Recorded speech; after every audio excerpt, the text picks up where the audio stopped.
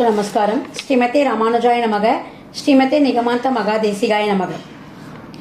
நம்ம நாச்சியார் திருமொழியில் 13வது பதிகம் கண்ணன் எண்ணம் என்று ஆரம்பிக்கிற பாசுரங்களை நாச்சியாருடைய காதல் நோயை எப்படிலாம் தணிக்கணும் அப்படின்றதுக்கு அவளே தன்னுடைய நிறைய ஐடியா சொல்கிறா. என்ன ஐடியா சொல்கிறா? அவன் உபயோகப்படுத்தின பொருளை எடுத்துன்னு வந்து எனக்கு கொடுங்கன்னு சொல்கிறா. அவனுக்காக என்கிற இந்த முளைகளை நான் வேரோட அறுக்கிறேன்னு சொல்றா. இந்த மாதிரி பல விஷயங்களை சொல்றா.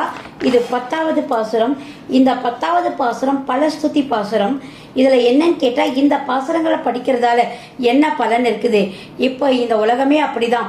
இதை பண்ணா இதுக்கு என்ன பலன், இதை பண்ணா என்ன பலன், நீ வந்தா எனக்கு என்ன கொடுப்ப, நான் வந்தா நீ என்ன எனக்கு கொடுப்ப, இப்படிதான் இந்த உலகமே இருக்குது. அதனாலதான் அவ சொல்றா, இதெல்லாம் படிச்சா உனக்கு என்ன பலன்றத அவ முன்னாடியே தெரிஞ்சுக்கிட்டா அப்படி இருக்கு. இப்ப சொல்ல போறா. இப்ப நம்ம அதை கேட்கலாம். அல்லல் விளைத்த பெருமானை ஆயர் பாடிக்கு அணிவிளக்கை வில்லி புதுவை நகர் நம்பி விட்டு சித்தன் வியன் கோதை வில்லை தொலைத்த புருவத்தால் வேட்கை உற்று மிக விரும்பும் சொல்லை துதிக்க வல்லார்கள் துன்பக் கடலுள் துவலாரே.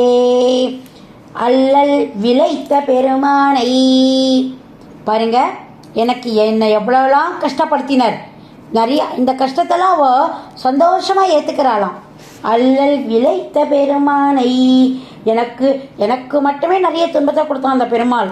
ஆயர்பாடிக்கு அணி விளக்கை, அந்த ஆயர்பாடிக்கே அவன்தான் அழகு, அவன்தான் விளக்கு. அந்த யாதவ கூட்டத்தையே இன்னைக்கு பெருமைப்பட தக்க செயலை செய்தவன், அந்த கூட்டத்தோட கூட்டமா போய் ஆணிரைகளை மேய்த்தவன், அந்த கூட்டத்துக்கே ஒரு விளக்காக இருந்தவன். வில்லி புதுவை நகர் நம்பி, வில்லி புதுவை, வில்லி புத்தூர்னு அர்த்தம். அதுக்கு அந்த நகரத்தில் இருக்கும் நம்பினா அந்த தலைவன். விட்டு சித்தன் வியன் கோதை, அந்த விஷ்ணு சித்தனுடைய மகளான கோதை வில்லை துளைத்த புருவத்தால், வில்லே கிட்ட தோத்து போகுமா, அவ்வளவு அழகான புருவமா. வில்லே வளைஞ்சு நெளிஞ்சு இருக்கக்கூடிய அந்த வில்லே கொஞ்சம் கூட எங்காவது ஓரமா கோணலா இருக்குமா, ஆனா இவளுடைய புருவங்கள் அவ்வளவு அழகா இருக்கும்.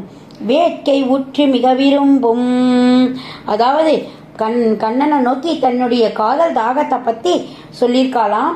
சொல்லை துதிக்க வல்லார்கள், இந்த 9 சொற்கள், இந்த 9 பாசுரங்களை துதிப்பவர்கள் துன்பக் கடலுள் துவலாரே. அவளுக்கு துன்பம் என்பதே கிடையாதாம், இன்பம் மட்டும்தானா. நான் மட்டும் துன்பப்பட்டேன், உங்க எல்லாருக்காகவும் நான் எல்லாத்தையும் அவன்கிட்ட பேசிட்டேன், அதால இந்த பாசுரத்தை நீங்க படிச்சுடுங்க, உங்களுக்கு துன்பம் கிடைக்காது அப்படின்னு சொல்லிட்டு இந்த பாசுரங்களை படிக்கிறதால என்ன பலன், நமக்கு துன்பம் வராது. இதுதான் ஒன்லைன். அதனால இந்த பாசுரங்களை படிக்க நம்மளுடைய துன்பக்கடலை தாண்டி இன்பக்கடலில் மிதக்கலாம் அப்படின்னு இந்த 10வது பாசுரத்துல பரஸ்துதி பாசுரத்துல சொல்லியிருக்கா. அல்லல் விளைத்த பெருமானை ஆயர் பாடிக்கு அணி விளக்கை வில்லி புதுவை நகர் நம்பி விட்டு சித்தன் வியன் கோதை வில்லை தொலைத்த புருவத்தால் வேட்கை உற்று மிக விரும்பும் சொல்லை துதிக்க வல்லார்கள் துன்பக் கடலுள் துவலாரே அப்படின்றது இந்த பாசுரம். இப்போ 13வது பதிகத்தில் 10 பாசுரங்களும் பார்த்துட்டோம். இந்த 10 பாசுரங்களிலும் ஆண்டாள் தன்னுடைய கவலையை, தன்னுடைய வாட்டத்தை தீர்க்க தன் தோழிகர்கிட்டிருந்து கண்ணன் உபயோகப்படுத்தின அந்த பொருட்களை எடுத்துட்டு வர சொல்றா. என்னென்ன சொல்லியிருக்கா? பீதக ஆடை எடுத்துட்டு வர சொல்லியிருக்கா, துழாய் மாலை எடுத்துட்டு வர சொல்லியிருக்கா, வனமாலை, அவருடைய ஆரா அமுதம் என்கின்ற அந்த வாய் தீர்த்தம், அதுக்கடுத்தது புல்லாங்குழலில் வர அந்த நீர் துவலை, இதெல்லாம் எடுத்துட்டு வர சொல்றா. அதுக்கப்புறம் அவனுடைய கால்பட்ட மண் துகள்களை எடுத்துட்டு வர சொல்றா.